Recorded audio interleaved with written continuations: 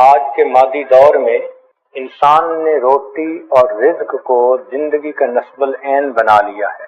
روٹی کو اتنی اہمیت کبھی بھی حاصل نہیں تھی جتنی اہمیت کے آج حاصل ہے۔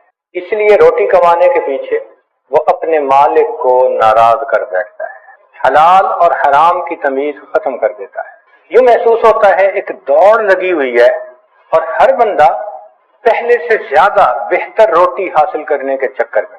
اور یہ بھی بات ساتھ ہے کہ جتنی پیٹ بھرے کی بیماریاں آج ہیں یہ تاریخ میں اس سے پہلے کبھی نہیں تھی۔ بلڈ پریشر، نمک زیادہ کھانا، ڈائبیٹک چینی زیادہ کھانا، کارڈک پیشنٹ چربی زیادہ کھانا۔ تو آپ غور اگر کریں تو زیادہ کھا کر مرنے والوں کی تعداد کم کھانے کی وجہ سے مرنے والوں سے بہت زیادہ ہے، مگر شکوے بھی بہت زیادہ، پریشانی بھی بہت زیادہ۔ جس گھر کو دیکھیں رزق کی پریشانی کا شکوہ الا ماشاء اللہ۔ جتنے گھر کے لوگ ہوتے ہیں مرد اور عورتیں سب نوکری پیشہ، سب کی الگ الگ گاڑیاں، اور پھر شکوے۔ میں یاد پڑتا ہے کہ بچپن میں فقیر کو دیکھا کرتے تھے تو وہ روٹی کا سوال کرتا تھا، آٹا دے دو، روٹی دے دو، روٹی کا سوال کرتا تھا۔ پھر ایک وقت آیا کہ جب فقیر روٹی پر مطمئن نہیں ہوتا تھا، اس کو 5 روپے چاہیے تھے سگریٹ پینے کے لیے، اور آج وہ وقت ہے کہ فقیر 5 روپے نہیں 50 روپے کا سوال کرتا ہے، چونکہ اس کو اپنے سیل فون کے اندر ایزی لوڈ ڈلوانا ہوتا ہے، اسے اپنے لوڈ ون کو میسج کرنا ہوتا ہے۔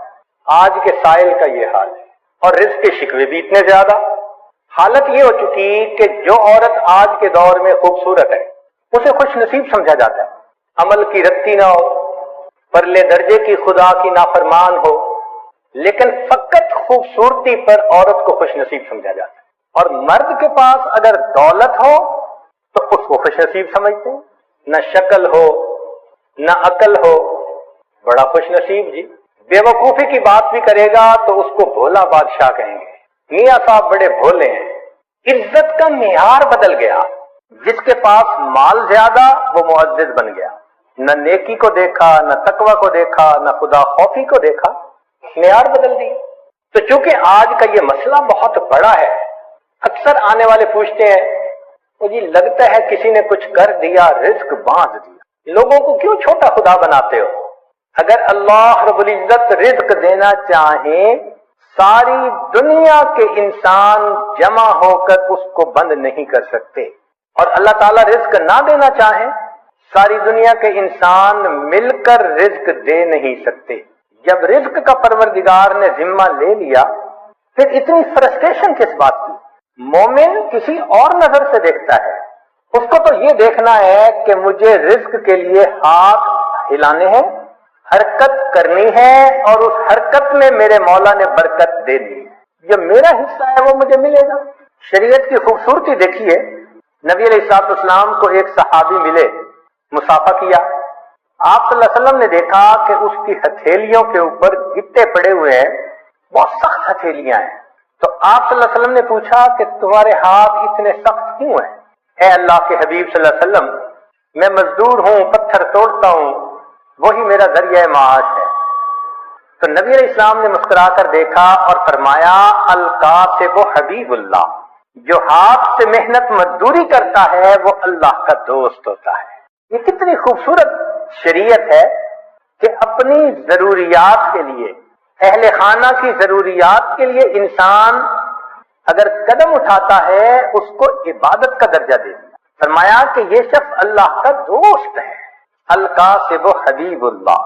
چنانچہ دین اسلام نے اعتدال کا سبق دیا، فرمایا دیکھو 2 ایکسٹریمز ہوتی ہیں، ایک تو یہ کہ انسان اتنا عبادت میں لگ جائے کہ دنیا کو خیر بات کہہ دے، فرمایا یہ رہبانیت ہے اور منع ہے، لا رہبانیت فی الاسلام۔ اور دوسرا، انسان اتنا دنیا کے پیچھے لگ جائے کہ روٹی کپڑا اور مکان اس کو زندگی کا مقصد ہی بنا لے، فرمایا یہ اباہیت ہے اور یہ بھی منع ہے۔ اعتدال کا راستہ اپناؤ، ضروریات پوری کرنے کے لیے کام کاج کرو۔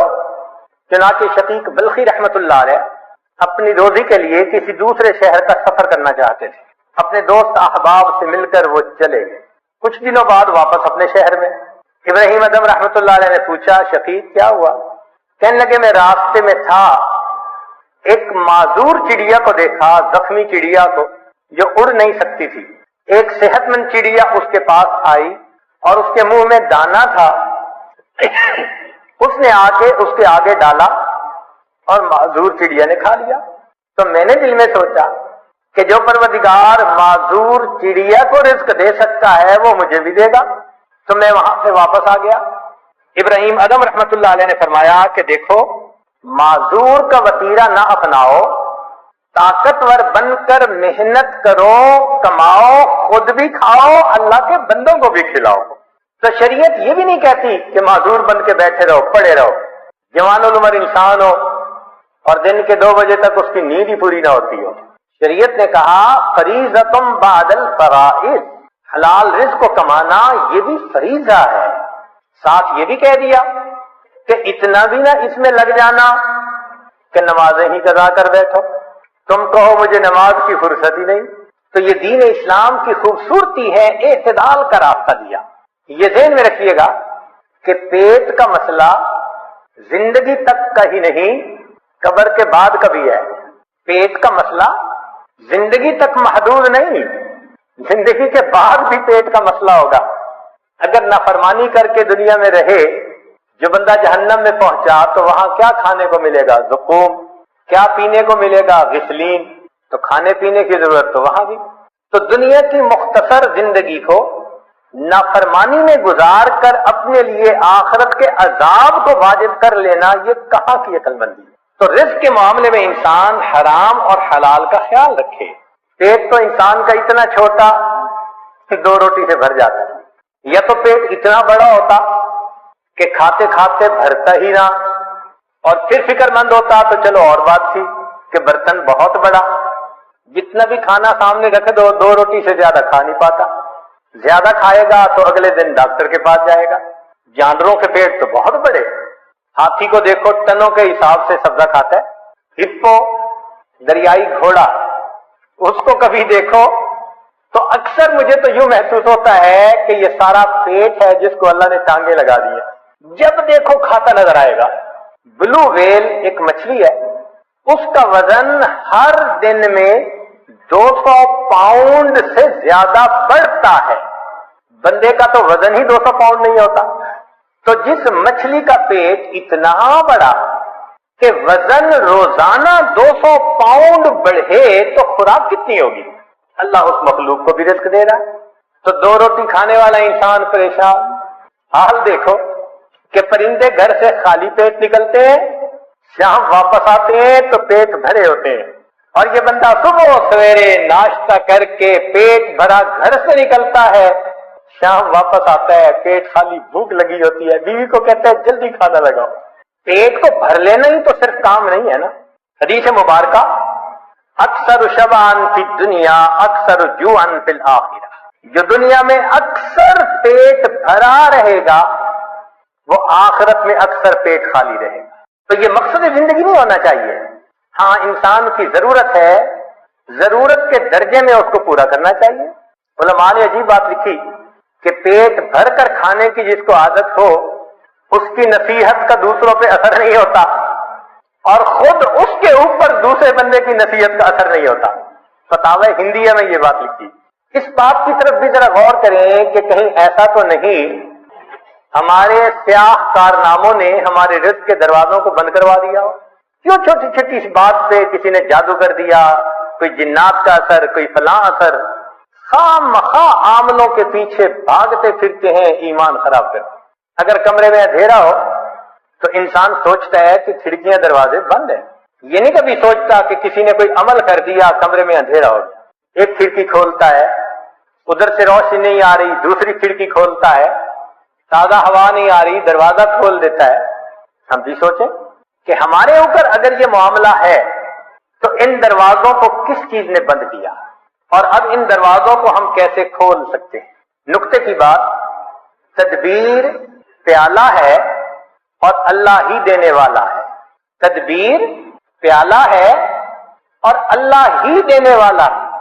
تو جب پروردگار دینے والا ہے تو پرواہ کس بات کی؟ اس لیے اللہ رب العزت نے مال کو خیر کہا، انہ لحب الخیر لشدید، مال کو قیامہ کہا۔ قرآن مجید میں دو چیزوں کو قیامہ فرمایا، ایک بیت اللہ کو، جعل اللہ الکعبۃ البیت الحرام قیاما للناس، اس لیے کہ بیت اللہ انسان کی روحانی زندگی کے قیام کا سبب، اور مال کو قیامہ کہا، وَلَا تُؤْتُوا السُّفَهَاءَ أَمْوَالَكُمُ الَّتِي جَعَلَ اللَّهُ لَكُمْ قِيَامًا، یہ انسان کی جسمانی زندگی کے قیام کا سبب۔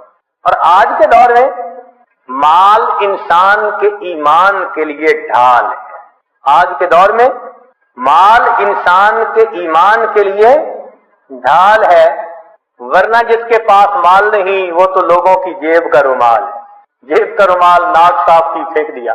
غریب آدمی کا آج یہی حال ہے، لوگ مطلب نکالتے ہیں ایک طرف، حیثیت ہی نہیں معاشرے میں۔ رزق کے معاملے میں دو باتیں اہم ہیں، ایک تو یہ کہ رزق بھی انسان کو تلاش کرتا ہے، موت بھی انسان کو تلاش کرتی ہے، مگر رزق موت سے زیادہ تیز رفتار ہے، موت سے پہلے بندے تک پہنچتا ہے۔ اور دوسری اہم بات کہ سود کا کام کرنے سے انسان اللہ کا دشمن بنتا ہے، اللہ سے جنگ کرتا ہے۔ جو چٹان سے سر مارے گا سر ہی پھوڑے گا، جو اللہ سے جنگ کرے گا اپنی تباہی کا خود ذمہ دار۔ ظاہر آنکھ کیوں دیکھتی ہے، بینک سے قرضہ لے لو بزنس اچھا چلے گا۔ ان بینک کے قرضوں کے پیچھے ہم نے ہزاروں کو بینک رفت ہوتے ہوئے دیکھا ہے۔ تو سود کی وجہ سے مال کی برکت ختم اور زکوٰۃ کے ادا کرنے سے مال کی برکت شروع۔ جس بندے نے زکوٰۃ نکالنی شروع کر دی اس کے مال میں اللہ نے برکت ڈالنی شروع کی۔ اور برکت کس کو کہتے ہیں کہ وہ رزق انسان کے لیے کافی وافی شافی ہو جاتا ہے، غیروں کے سامنے ہاتھ نہیں پھیلانے پڑتے، جتنا ہوتا ہے انسان پرسکون زندگی گزارتا ہے۔ آج کے دور کا سب سے بڑا فتنہ یہی، یا لیت لنا مثل ما اوتی قارون، اے کاش ہمیں بھی وہ ملتا جو قارون کو ملا تھا۔ اللہ تعالیٰ ارشاد فرماتے ہیں، نحن قسمنا بینہم معیشتہم، ان کے درمیان معیشت کو ہم نے تقسیم کیا۔ تو مومن اللہ کی تقسیم پہ راضی رہے، اپنی طرف سے پسینہ بہائے، وہ ہماری ذمہ داری ہے۔ اس کے بعد دال ساگ بھی مل جائے تو اللہ کا شکر ادا کرے۔ داؤد علیہ السلام کو فرمایا گیا کہ اے داؤد، اگر تجھے کھانے میں کبھی سڑی ہوئی سبزی ہی مل جائے تو سبزی کو نہ دیکھنا، اس بات کو دیکھنا کہ میرے پروردگار نے جب رزق کو تقسیم کیا تو میں اسے یاد تھا۔ بھیجنے والا تو وہ ہے نا، اس نے یاد رکھا، اس سے بڑی اور کیا بات ہو سکتی۔ اس لیے مال کی طلب میں اجمال ہو، اضطراب نہیں ہونا چاہیے۔ ایسے نہ ہو کہ انسان دوسرے کی جیب کی طرف دیکھ رہا ہو کہ یہ تو خود نکال کے دے دے ورنہ میں اس کا گریبان پکڑ کے اس سے چھین لوں۔ اللہ پہ توکل کریں گے تو اللہ تعالیٰ اتنا دیں گے کہ آپ بس کریں گے۔ چنانچہ مال سے ہر کام دنیا کا نہیں سنورتا۔ آج جتنے مال والے زیادہ اتنے پریشان زیادہ، اتنے بیمار بھی زیادہ۔ مال سے انسان اینک تو خرید سکتا ہے، بینائی تو نہیں خرید سکتا۔ مال سے انسان اچھی غذا تو خرید سکتا ہے، اچھی صحت کو تو نہیں خرید سکتا۔ مال سے انسان اچھے کپڑوں کو تو خرید سکتا ہے، خوبصورتی کو تو نہیں خرید سکتا۔ مال سے انسان دوائیاں تو خرید سکتا ہے، صحت کو تو نہیں خرید سکتا۔ اور مال سے انسان جسم کو تو خرید سکتا ہے، کسی کے دل کی محبت کو تو نہیں خرید سکتا۔ کتاب کو تو خرید سکتا ہے، علم کو تو نہیں خرید سکتا۔ تو دنیا میں بھی مال سے ہر کام نہیں ہوتا، اس لیے جتنا اس کا مقام ہے اس کو وہیں پہ رکھا جائے۔ اللہ تعالیٰ ارشاد فرماتے ہیں، وَمَا خَلَقْتُ الْجِنَّ وَالْإِنسَ إِلَّا لِيَعْبُدُونِ، کہ انسانوں اور جنوں کو عبادت کے لیے پیدا کیا۔ مَا أُرِيدُ مِنْهُمْ مِنْ رِزْقٍ وَمَا أُرِيدُ أَنْ يُطْعِمُونِ، ان سے روزی کموانا تو نہیں چاہتے، ہم نہیں چاہتے کہ گدھے کی طرح صبح سے لے کے شام تک جتا رہے اور نمازوں کی ہوش ہی نہ ہو۔ مقصد کو مقدم کرنا چاہیے۔ اللہ رب العزت رزق پہنچا کر رہتے ہیں۔ چنانچہ باجید بستامی رحمت اللہ علیہ سے کسی نے کہا کہ حضرت کیا کریں، رزق کی بڑی پریشانی ہے.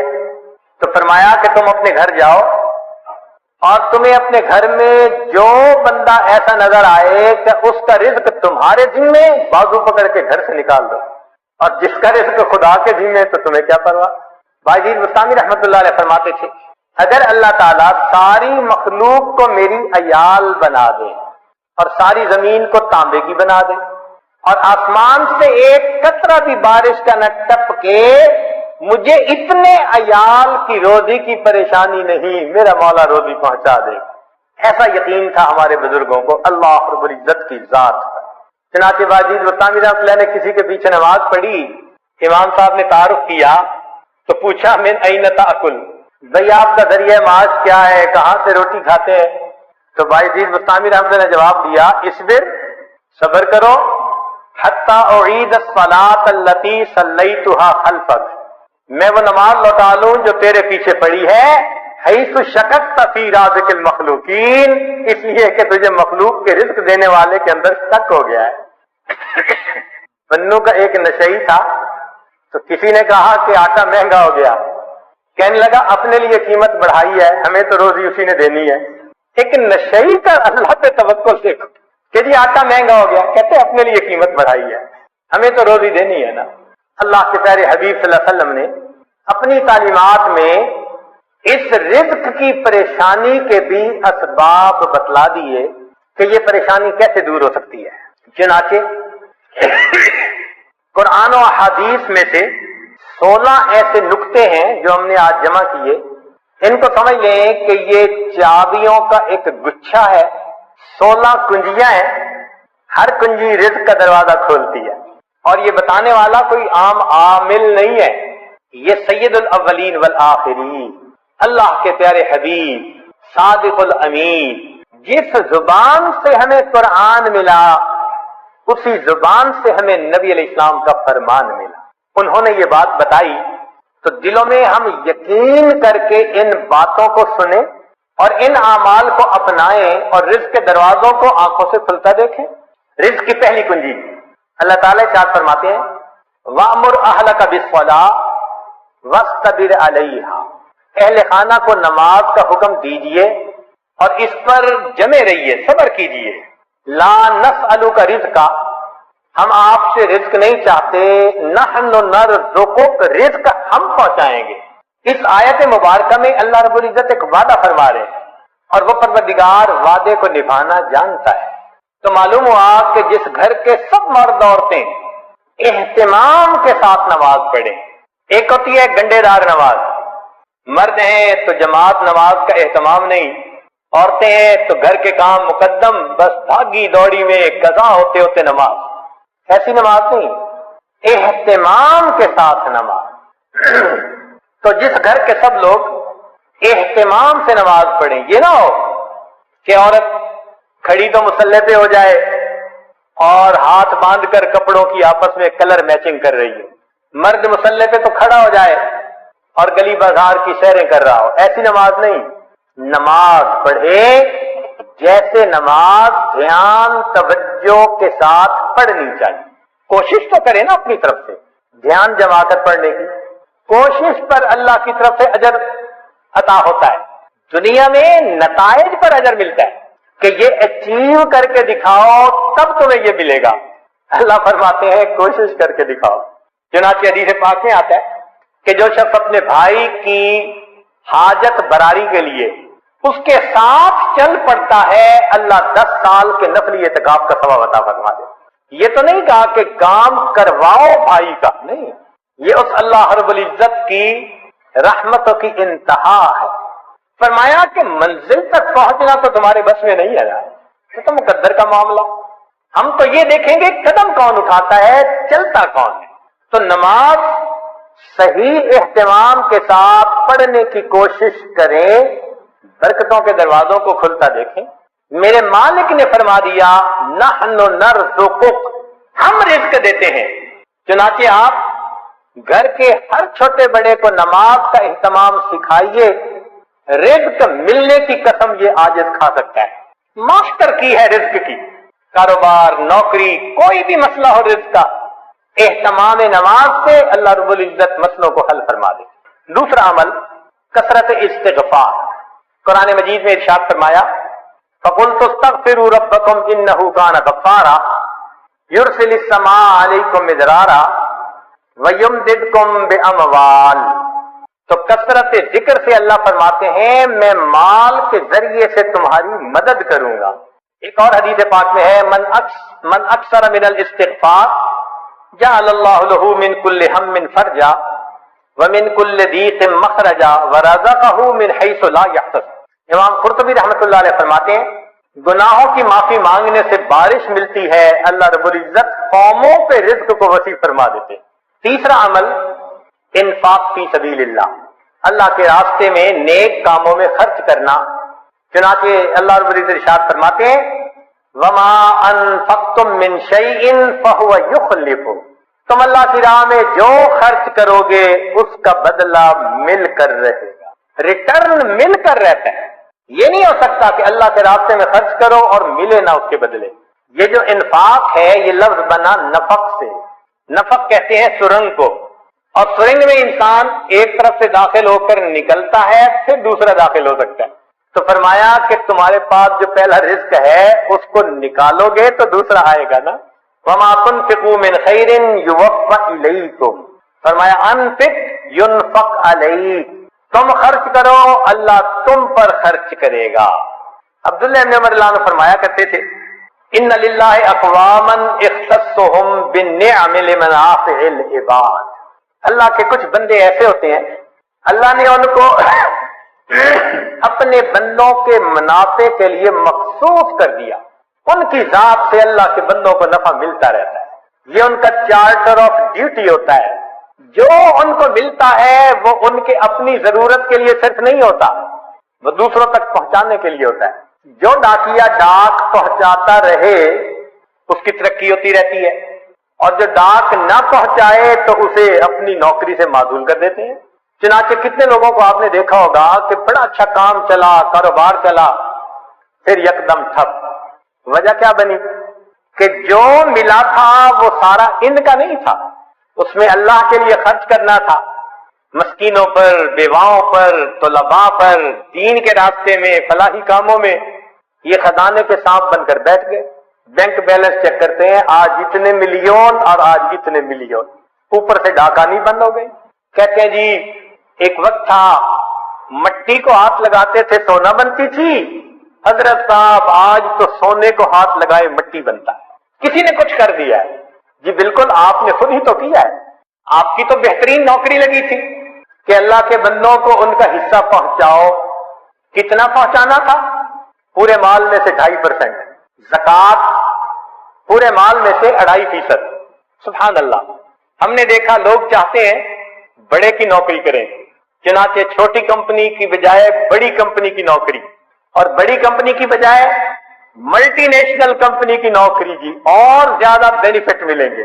تو کیا اچھا کہ ہم سب سے بڑے کی نوکری کریں. سب سے بڑے کی نوکری یہ کہ جو اللہ نے مال دیا گن گن کر اس کی زکوٰۃ کو نکالیں.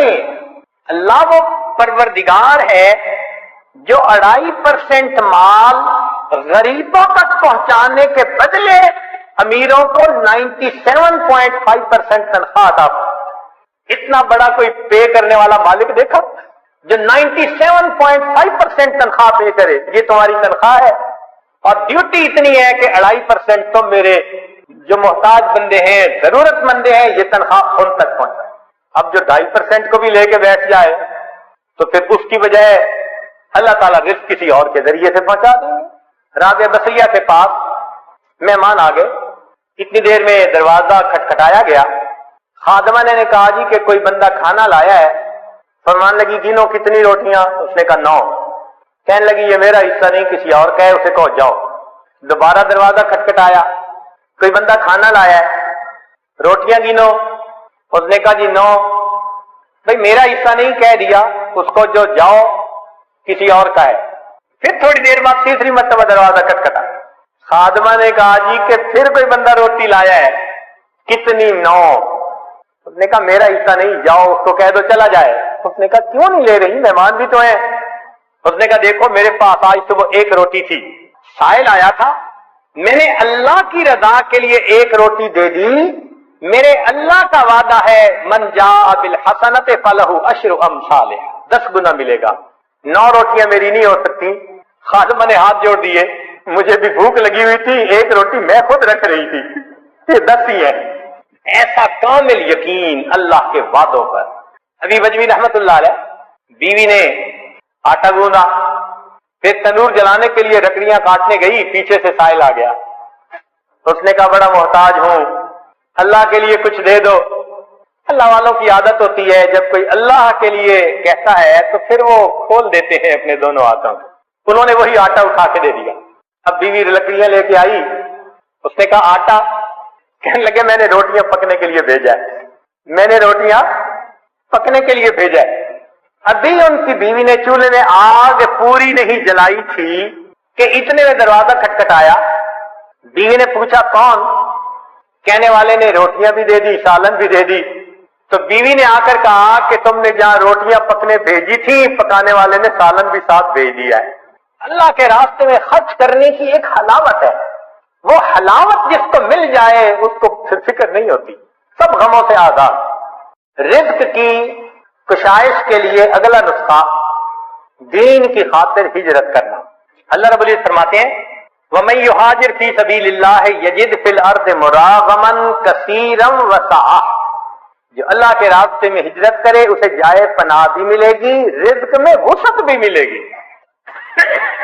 رزق بڑھانے کی اگلی کنجی تقوی کا اختیار کرنا۔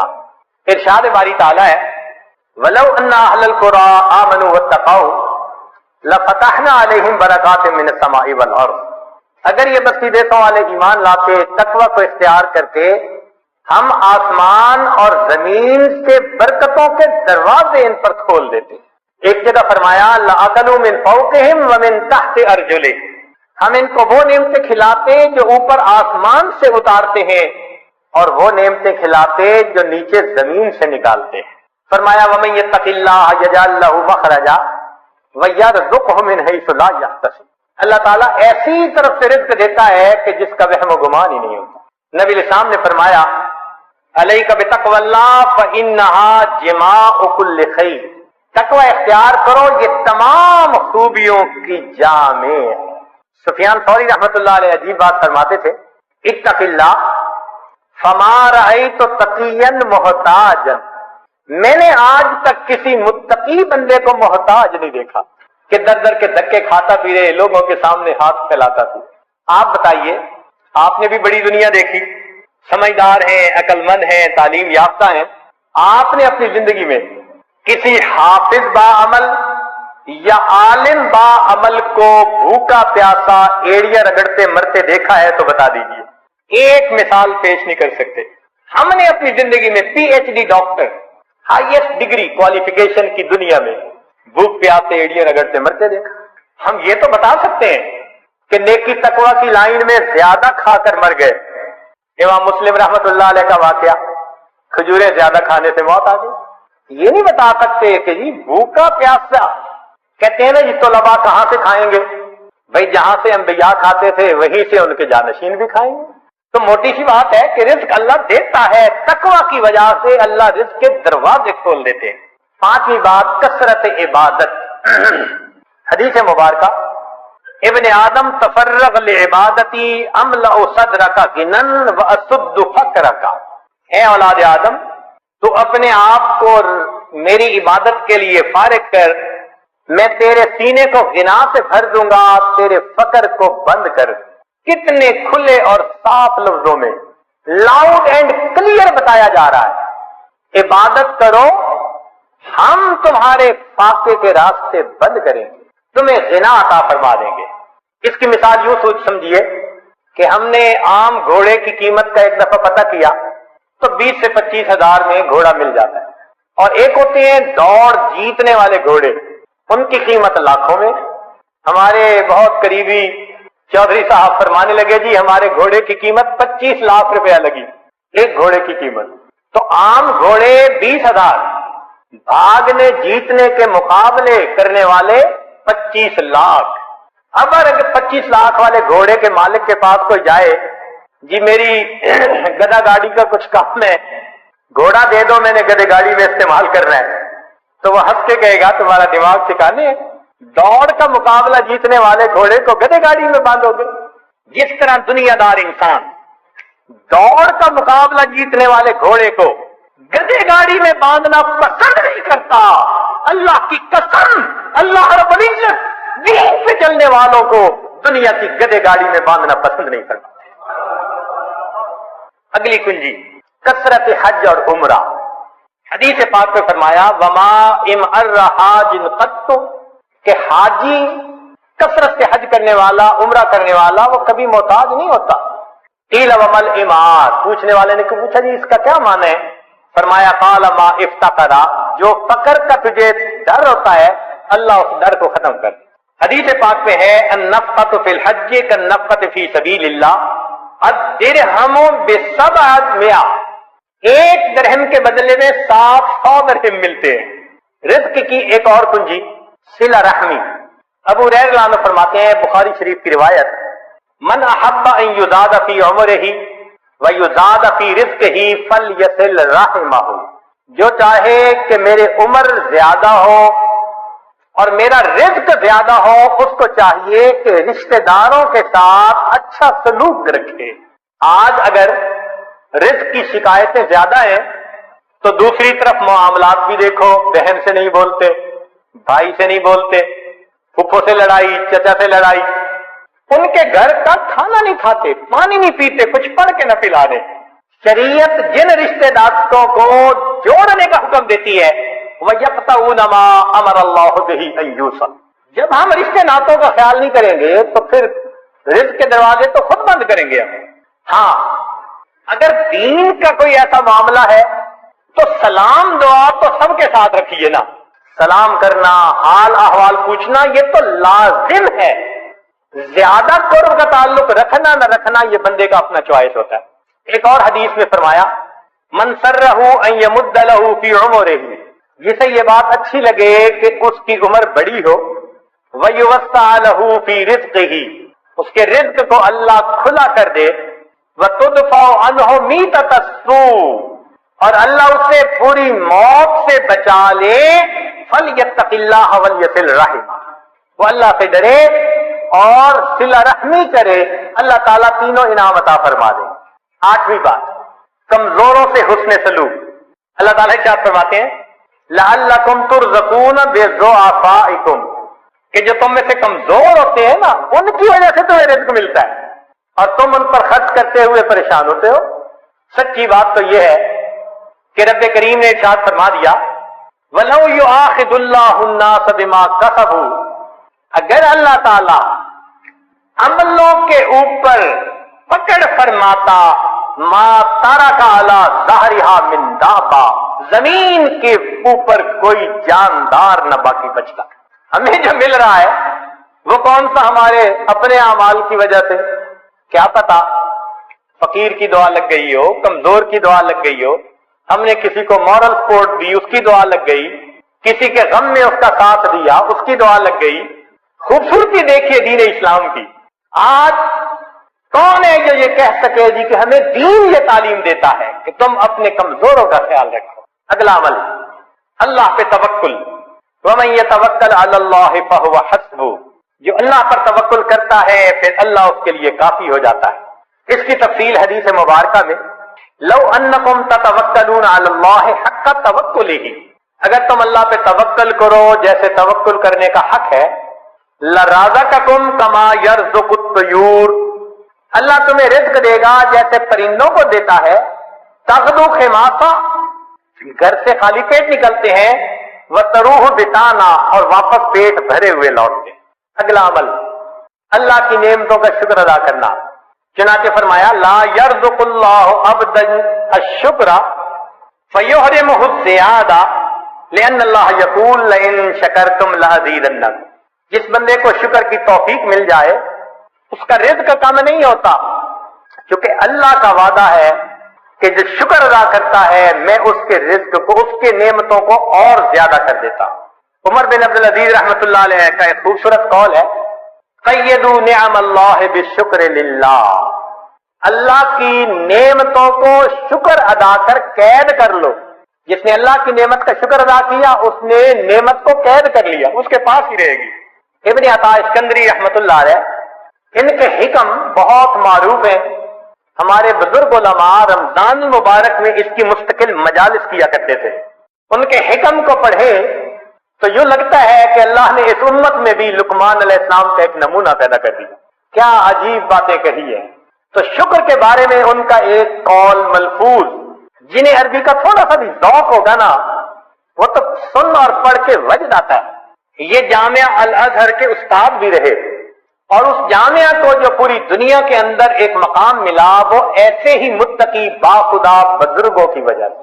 فرماتے ہیں من لم یشکر النعم فقد تعرض لزوالها، جو نعمت کا شکر ادا نہیں کرتا وہ اپنی نعمتوں کو چھین جانے کے لیے پیش کر دیتا ہے۔ اللہ مجھ سے یہ چھین لو۔ من لم یشکر النعم فقد تعرض لزوالها ومن شکرها فقد قید بعقالها، اور جو شکر ادا کرتا ہے وہ ان نعمتوں کو نکیل ڈال کے اپنے پاس قابو کر لیتا ہے۔ تو شکر ادا کر کے اللہ کی نعمتوں کو نکیل ڈال لیجیے۔ پھر فرمایا گھر انسان جائے تو اپنے اہل خانہ کو سلام کرے۔ اب بتائیے یہ کتنا چھوٹا سا عمل ہے۔ حدیث پاک میں ہے نبی السلام نے فرمایا ثلاثۃ کلہم ضامن علی اللہ، تین ہے جن کی ضمانت اللہ نے لی، ان عاش رزق وکفا، اگر وہ زندہ رہے گا اللہ رزق دے گا جو اس کے لیے کافی ہوگا۔ ان تین میں سے ایک بندہ رجل داخل بیتہ بسلام، جو اپنے گھر میں داخل ہو اپنے اہل خانہ کو سلام کرے۔ یہ کتنا چھوٹا سا عمل ہے۔ اب بتائیے کہ اس عمل پر رزق کا دروازہ کھلنے کے وعدے، اور ہوتا کیا ہے؟ دفتر میں بڑے مزے سے دوستوں میں کھلکھلا کے ہنس رہے ہیں، گھر میں قدم رکھا اور پارا ہائی۔ خود کہتے ہیں حضرت پتہ نہیں کیا ہوتا ہے، گھر آتا ہوں پارا چڑھ جاتا ہے۔ یہ آگ شیطانیت ہے، تو شیطان تمہارے اوپر سوار ہو جاتا ہے، اس کو گدھا ملا ہوا ہے، لہذا گھر میں داخل ہونے سے پہلے وہ گدھے پہ چھلانگ مار کے بیٹھ جاتا ہے۔ نبی علیہ الصلوۃ والسلام کا عمل، سیدہ صدیقہ لانا فرماتی ہے کہ اللہ کے پیارے حبیب صلی اللہ علیہ وسلم جب بھی گھر میں داخل ہوتے مسکراتے چہرے کے ساتھ آتے تھے، اہل خانہ کو سلام کیا کرتے۔ اتنے سے عمل پہ رزق کی پریشانی ختم۔ اللہ اکبر کبیرہ۔ اور یہی معاملہ بیوی کے بارے میں کہ جیسے خامد باہر سے آ کے سلام کرے تو بیوی بھی شگفتہ چہرے سے اس کا جواب دے۔ پھر اگلا عمل والدین کی فرما برداری۔ حدیث مبارکہ میں ہے کہ 5 چیزوں سے رزق زیادہ ہوتا ہے: صدقہ پر مداومت، صلہ رحمی، جہاد، ہمیشہ باوضو رہنا، والدین کی فرما برداری کرنا۔ ہاں اگر والدین دین سے روکتے ہیں تو وہ خود اپنے مقام سے گر جاتے ہیں۔ لا طاعۃ لمخلوق فی معصیۃ الخالق، مگر اس کا یہ مطلب نہیں کہ ان سے بدتمیزی کی جائے، مس بیہیو کیا جائے نا۔ ایک بزرگ فرماتے ہیں کہ مجھے ایک بندہ ملا جو مستجاب الدعوات تھا۔ مستجاب الدعوات کہتے ہیں جس کی ہر دعا قبول ہو۔ تو کہتے ہیں مجھے بڑی تمنا ہوئی کہ پتہ چلے اس کا کون سا عمل جس کی وجہ سے مقام ملا۔ میں نے کہا میں آپ کے ساتھ کچھ دن گزارنا چاہتا ہوں۔ وہ گھر لے گیا تو میں نے دیکھا کہ اس کے گھر میں 2 سور بندھے ہوئے ہیں۔ بڑا حیران، یہ اللہ والا اور اس نے سور پالے ہوئے ہیں۔ میں دیکھتا کہ وہ پہلے سوروں کو چارہ ڈالتا اور بعد میں کھانا کھاتا۔ تو تیسرے دن میں نے پوچھ ہی لیا کہ مجھے اس عمل کی سمجھ نہیں آئی۔ اس نے کہا کہ یہ میرے والدین ہیں، ایسے گناہ کے مرتکب ہوئے اللہ نے ان کو انسان سے سور بنا دیا۔ میرے تو والدین ہیں نا، میں ابھی بھی گھر میں ان کو رکھتا ہوں، خیال کرتا ہوں، ان کو چارہ پہلے ڈالتا ہوں بعد میں کھانا کھاتا ہوں۔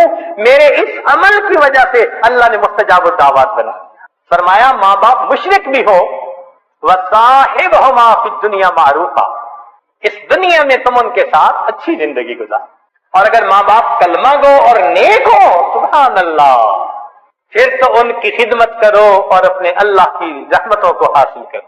اگلا عمل دوام طہارت، बावुज़ू रहना।